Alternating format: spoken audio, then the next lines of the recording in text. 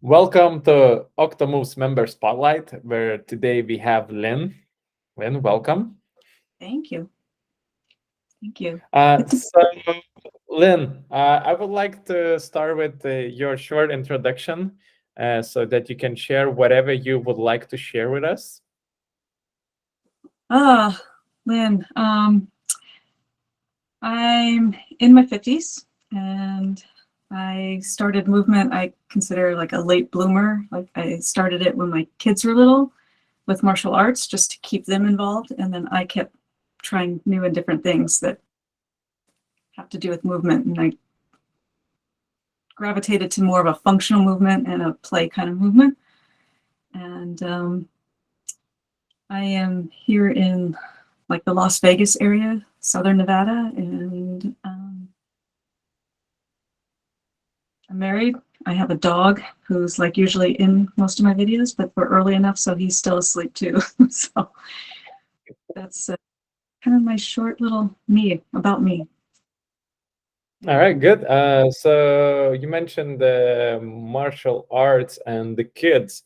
So it's well, one thing what I came in my mind right away is that like yeah, we should lead the kids by example, and we should not ask them to do something, but like show what we are doing, and that's what they usually pick it up. They want to do what you're doing, so congrats for that. And so as well, what kind of martial arts you've been doing?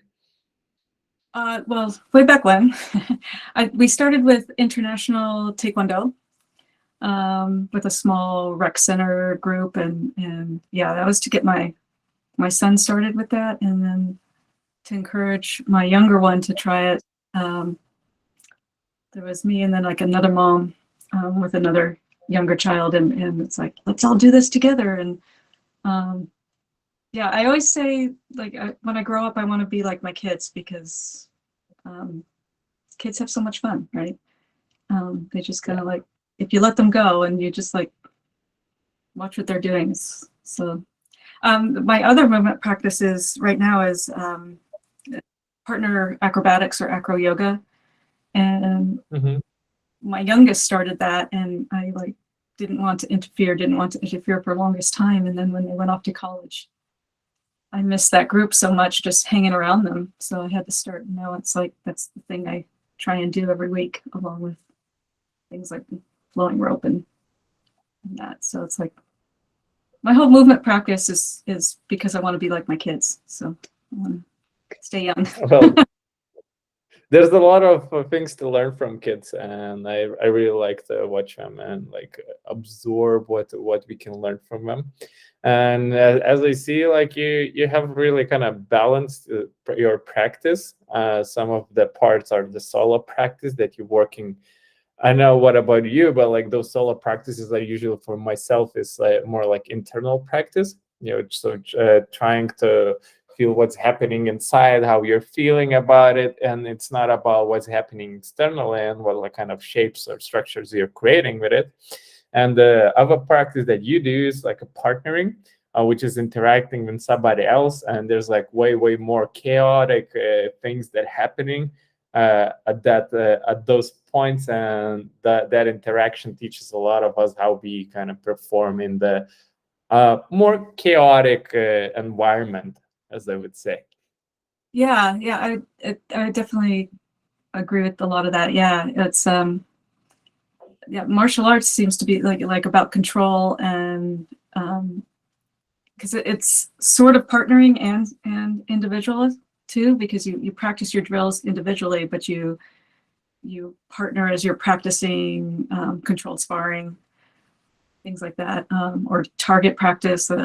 Taekwondo is a lot of kicks, so the real fun part for Mhm. me was there's a point like way over there, and how are you going to get your foot there, or how are you going to get your hand there, and um, uh, that's like the challenge for me, and the puzzle, the mental puzzle for it. Um, Kind of went from some of that to handstands, which is, I would say handstands, like practicing handstands is, um, it's all conditioning work. That's all a handstand is. It's conditioning your body. It's conditioning work, but you do it in the form of this is play, it's like, how can I balance here? How can I do this with my body and still not lose that? And that's like also like more the mental puzzle. And I think that's where the acro yoga and the rope flow, it's all a puzzle, right? We can do this move. Now how do I puzzle this into the next transition? Mhm. And I think that's what I enjoy so much about all of that together. I guess every practice has like a lot of similarities and as well a lot of differences. Like as you mentioned, sparring. So for me, sparring is like a play. It's and a lot of people actually gets into that fight or flight when I was like going into my Thai practice and so on. Like, and we kind of increase the force that we're using, and this is when it's like stops becoming a play. So it's a really fine line between the playing and actually fighting. But if you try to keep yourself in that playful mood when you're just like testing your capabilities, your patterns that you already practiced with the punching bag or in the air, and just play interacting with other person, it's just you just need to use like 1% of your force, I guess, your power, and it's just playing. And usually if you're more relaxed, you usually kind of winning in that kind of way, as you can say. And so yeah, so this is part of the play, and this is for me as well.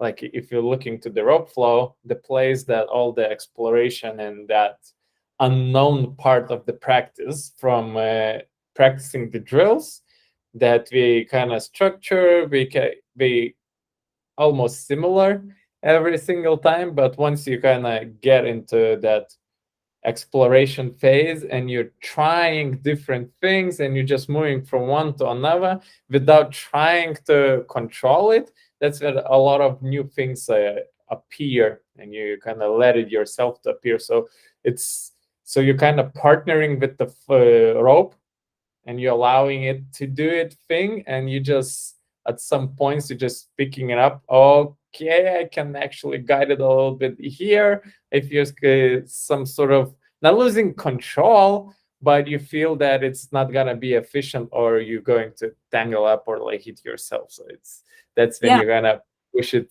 towards what outcome do you want from it. Yeah, and it's like once you get in the drill or you're understanding the movement, then it's like, how do I push that envelope on that movement? What happens if I move my hand a little farther out, or if I bend my knees more, or turn my body, and you're working on your own personal timing, I think, because everybody moves a little differently at different stages and things like that.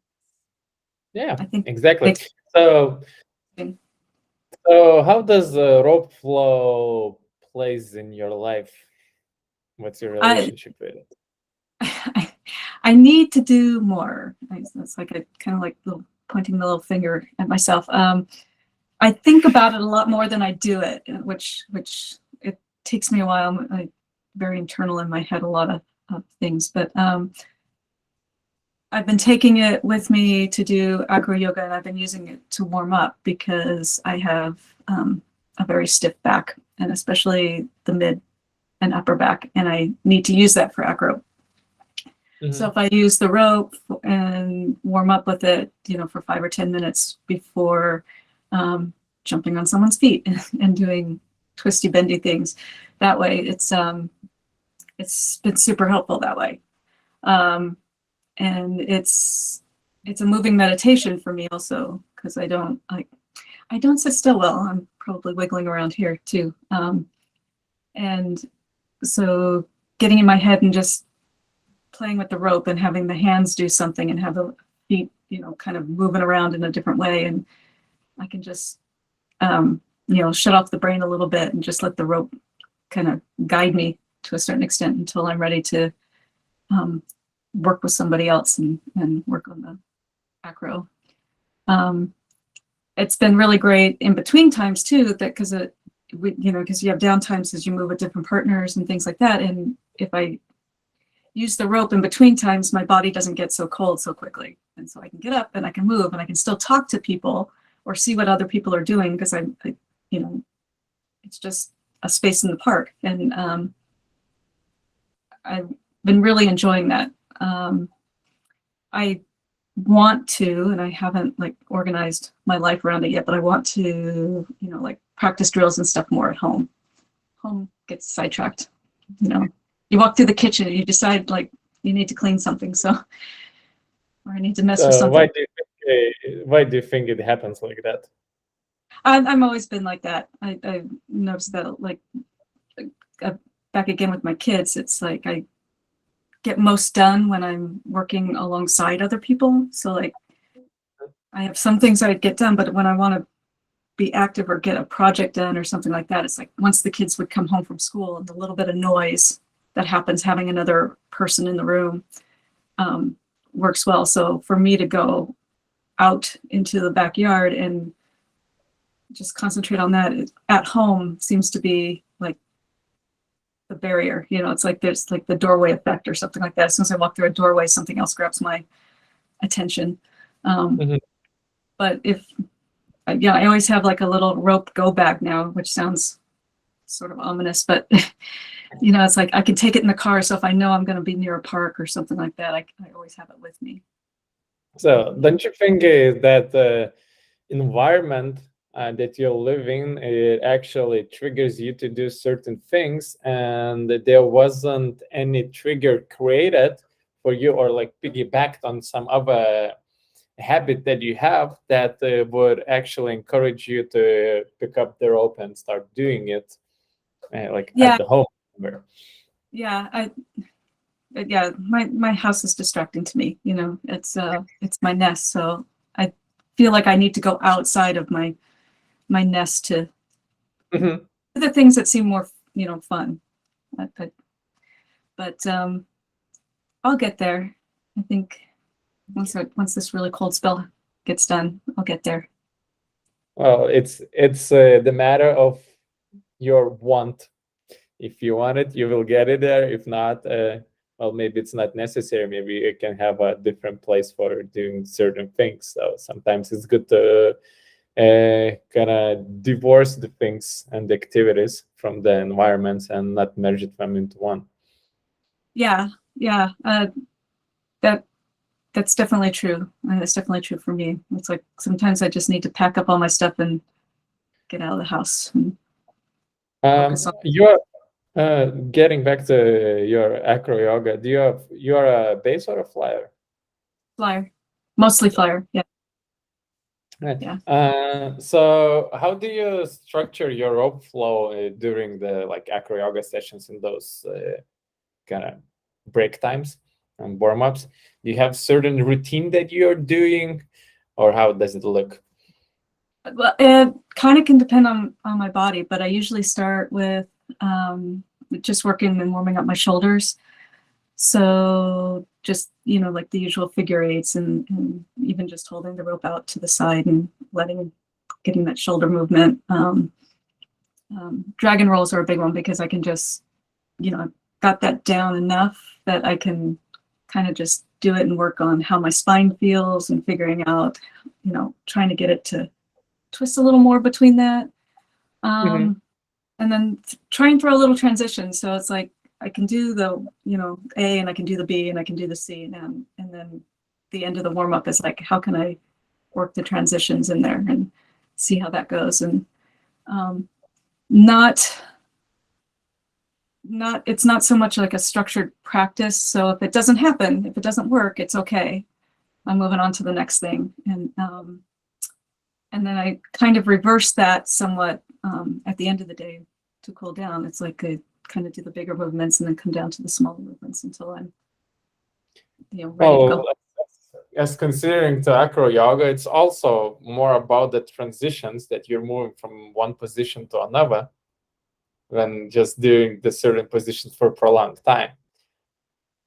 As in my experience, as much as I had and as I looked, that most beautiful part is that we are getting from from one position to another position. But yeah, you need to practice the certain positions, how to sustain yourself in handstand or whatever, just flying position, but all the beauty and all the work actually is happening in transition.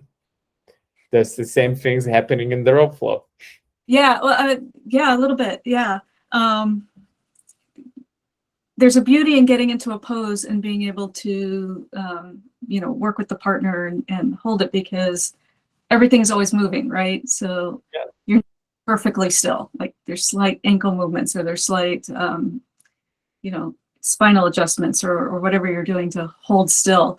And but yeah, the twisty bending in and out of transitions is like, yeah, definitely the fun part, right? That's really the part that's interesting. There's the most joy in that part. Yeah, as a flyer, my main concern is like how to stay balanced no matter what my base is doing, whether they're moving me to left or right, forward or back.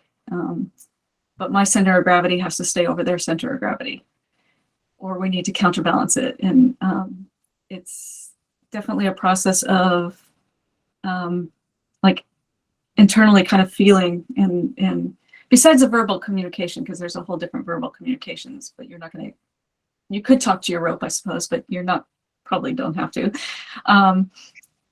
But that's the same kind of thing, right? Is like, where's my center of gravity, and what happens when I move and I transition, and balancing. I'm balancing between my base to make the transition work and make it seem smooth and not scary, right? Upside down and backwards. And with the rope, it's like, how do I balance myself between the movement of the rope and being able to control it and not have it get tangled, or not have it, hit my legs or my head or something like that. And so that's, yeah, it's fun. It's just something to feel kind of like within your body, like, how is this working? That's cool. I love that part. So what's your most favorite thing about the rope flow? Well, that I know I can take it anywhere, right? I think it's like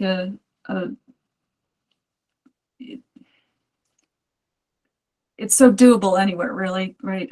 Because if I'm at a park, or if I'm just like in my backyard, I could literally just pick it up. It's such an easy tool, right? Don't need a whole lot to get started. But I think also, like I said, that moving meditation part, it's very calming to me, even when things aren't quite going right. It's like, it's very calming, because it's just like that continuous movement and again, it's like feeling inside my body and just kind of, yeah, letting it all flow, basically, really. Keeps me sane. Yeah. So your practice is usually more about that slow, efficient movement instead of like a higher intensity, as I understand. Yeah, for sure. For me, yeah. Kind of watching which is really interesting, because when I started with martial arts and started doing everything, the mentality was like drill hard and practice long, and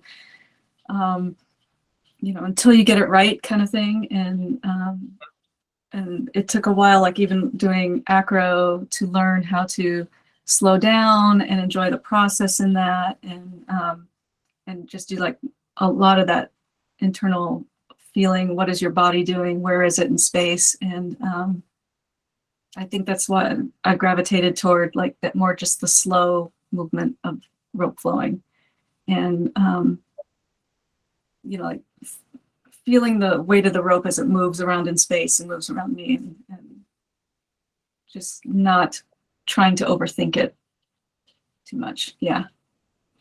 It's cool. Did you notice any benefits of the rope flow? Well, for me, it's definitely my spine. Like I said, I tend to be very stiff in my spine, and definitely helps loosen things up without having to feel like I'm working at it. It feels good, right? It feels good to have that movement, and it doesn't take like a whole lot. Like I don't have to do like a 45-minute routine to get the benefit of feeling loose and feeling upright and feeling Mm-hmm. being able to move smoother through my day. Yeah. Yeah. All right, that's cool. Uh, do you have any question for me, maybe? Uh, yeah. What's that? How did you find the rope, and how did you decide to make this like your business and do that? Well, it come from the need, actually. I I was traveling a lot. I had like plenty of coaches in like recent years, maybe like 30 plus coaches, learning from them like their secrets and stuff, like what they've been doing. And at a certain point, like I kind of get attracted to martial arts and kung fu, and I started looking to the soft weapons and their philosophy that is like that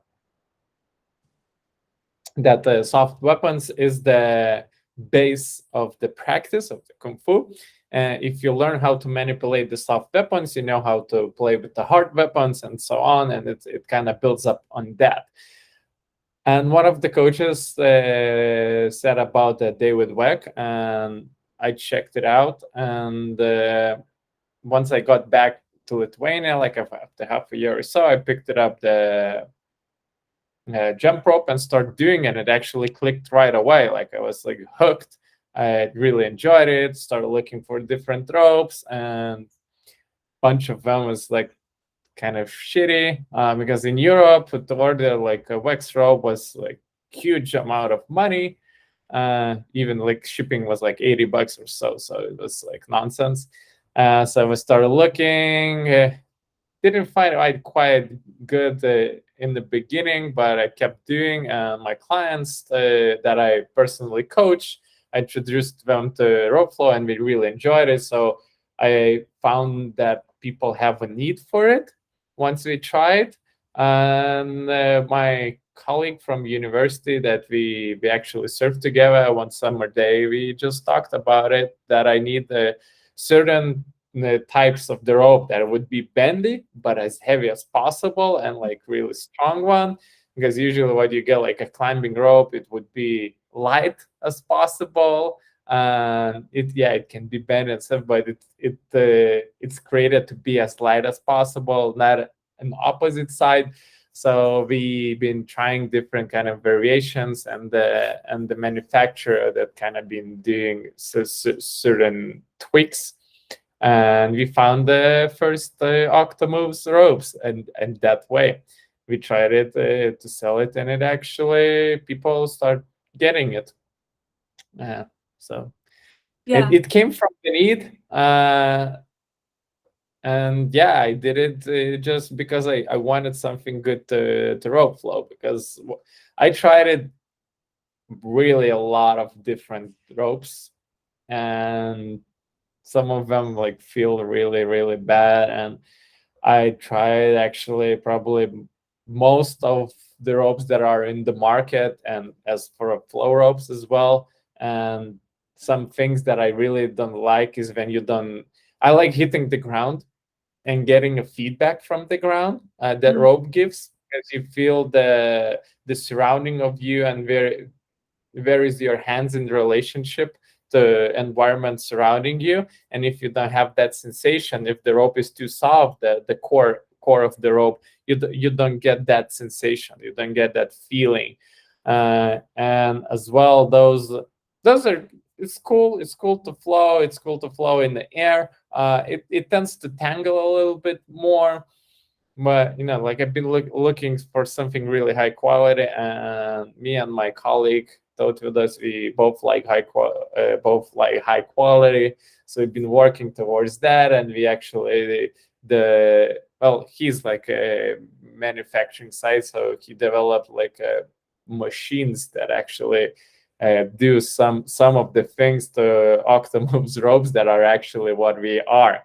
So we do Yeah. like some special stretching and so on, and in the beginning, and like making a handles. It's I haven't seen any handles like that. The same sign as like, because our like way shorter. It's we made with the help of machine. You cannot make with the hands like that to make it really stiff and strong, so it doesn't unties really. So yeah, basically that's kind of a story of it. Yeah, definitely the Octomoves ropes are more comfortable, and yeah, eventually I'll get a Kraken, or if you come out with any of with the ball handles, because those are those like are really cool. My rope dart has a ball handle, and I really enjoy the feel of that. Yeah, this is my current obsession, playing with that ball handle. I guess it's different grip. You have like a different kind of ways of gripping it and playing with it. I've been playing like more of a month just only with that rope, and yesterday I picked up again the original Phoenix type of the rope, and it's like, okay, I want to get back to releases and playing with that, because there's a different weight on the handles. In the Kraken, all the weight is in the rope, so it's all outside, and it feels way heavier when you're rope flowing. And when the with the original ropes, you have almost third of the weight in the hands, in the handles. So the outside, the lever, it's way smaller, so it's way easier. But if you're doing tricks and releases, all of that, so it works more like a dart from a kung fu, that on the end of the soft weapons, and it's way easier to do kind of tricks and stuff. But for training purposes, it's nicer to have the rope itself heavier. Yeah, well, eventually it's on my list. It's Yeah. on my list. And since you really like meditating and stuff, the heavy it is quite cool for that, because it's slower. Yeah. It's actually slower. It's like if you want to find that easiest way to flow, you need to go at a certain pace that is slow enough, but it still have a tension in all the rope and in all the apex. Yeah. So it's different. Yeah. And I originally found the rope through Work Method also, because one of the gyms I used to go to, functional movement gym, and they would use it like just for warm up, or they had like one class a week. And I was always the weird person in the gym. It's like, I'm going to take the rope over here and I'm going to like practice release moves, and I'm going to practice like, and they're like, we don't know what you're doing, but okay. And so it always was like, it was like another tool at the gym, and I hadn't really thought about it as other than at the gym for me for play, but I haven't thought about it as like outside play until I saw Octomoves and the different videos in people's videos, and it's like, oh, I can use this as play. I can use this as more fun, and it doesn't have to be a workout. So, and exactly. That's where I took it with me. It's like I would like it so much, so I just wanted to have it everywhere with me. So I was carrying with me.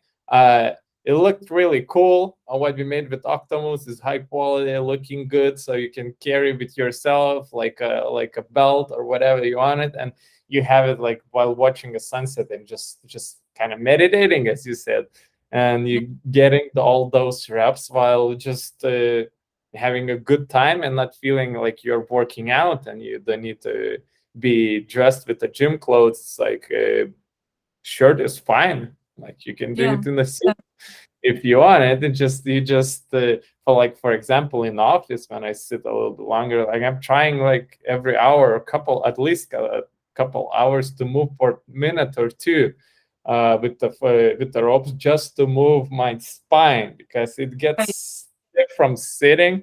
Your hips gets really stiff, and it doesn't feel nice. Like, and you feel way more tired. But if you move a couple of minutes, you get back to work and you feel so much more energy, and you do the job like in half of the time that would be needing if you don't move it. So just giving yourself like a couple of minutes break every hour actually increases your productivity. Well, at least for me. So I rather do that. And I have like ropes everywhere in my house, so that I can, or in the office, so I can just I'm passing by and I see rope, so I will do a little bit. Like sometimes it can be like 20 seconds or whatever, but you just do something, try something weird, mess it up, and just drop it and go do what you've been going to do. It those like couple of seconds doesn't change anything because we these days we have so much free time and we just use it so unconsciously, but especially when watching those blue glass screens and you know. I think that's what I need to do then. I think I need to put a rope in different spaces in my house. I already do that with like my artwork. So it's like I have several tables and I have different projects, and it's like I walk by, it's like, oh, I'm going to stick this here. It's like now I need a rope to put, like, let's put one in the living room. Let's put one by the back door with the dog leash or whatever. And that'll get me moving, I think. Yeah, that triggers you because we are humans, we are lazy. So we need something to trigger us to do something. We know the benefits of moving more. We all know we don't need to get reminded about that, but most of the time we don't do. And it's not because of lack of motivation. There's always more motivation in sitting on the couch and eating a donut than doing something that requires your how to say, well, it requires your energy expenditure to get something out of it. So it requires your effort to do something. But once you start getting triggered, and this is something that you enjoy, and that energy exchange for that enjoyment that you're getting of it, it makes sense, and you start picking and doing it, and it becomes a habit. After a while, you kind of start craving for it. Yeah, that's true too. And especially something that you can do, like you said, for just a minute or two, right? It's like if you think about working out, it's like, well, I have to spend 30 minutes, I have to spend an hour. But if I can just walk by, it's like, you know what, I'm just going to pick up the rope for 45 seconds or a minute and do a drill. And like you said, move and feel better and have everything. Yeah, exactly. It's just transition from one activity to another, and then in the middle you have a little bit of rope flow to feel better. Yeah. Yeah. It's a great. Yes. So Lynn, I would like to ask you for advice for a community that you could share. Advice for the community. Whatever you would like to advise. Yeah, I think, and I do have to remind myself of this too. It's like just when you pick up the rope and you're learning something, especially, just don't try and make it look right. You know, don't it doesn't have to be the perfect movement. It's like it goes back to feeling in your body. So this is the way my body moves. You know, just let it. Literally just let it flow, right? Don't stress over how if you're getting it right or not. Just get it right for you, and you'll develop your own style and your own way of doing it. And then that's what kind of inspires people, because you're not cookie cutter for sure, like everybody else. Nobody's going to be like Ruckus. Nobody's going to be like Lynn.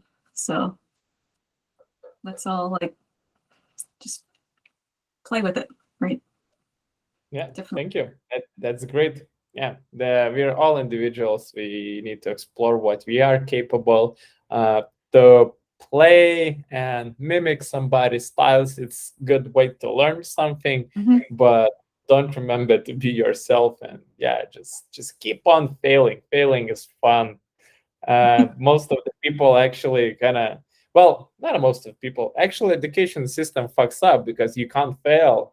You can't. There's only one way to do it, but it's not. Yeah. You fail more, enjoy it. There's plenty of ways to do it, and I wish to see some incredible things and ways of how we can use the rope in many different ways. I'm constantly trying to tie something and just playing with it and looking for what else can be there. So I hope to see something as well in the community that suggests to try something, or just make this kind of knot and hold it like that and do that, and you just can open the new way. It's kind of gateway to completely new universe of movement, and we can actually benefit from that a lot. Yeah, and this community that you've developed with the Octomoves community has been really helpful, and so thank you for that. I think everybody seems to be really encouraging, and it's great to see, and it makes me want to like open up that app several times a day and see what's new and what's happening. So I really appreciate that. Yeah. Pleasure, and thank you for joining me here, and may the flow be with you. Thank you. You too.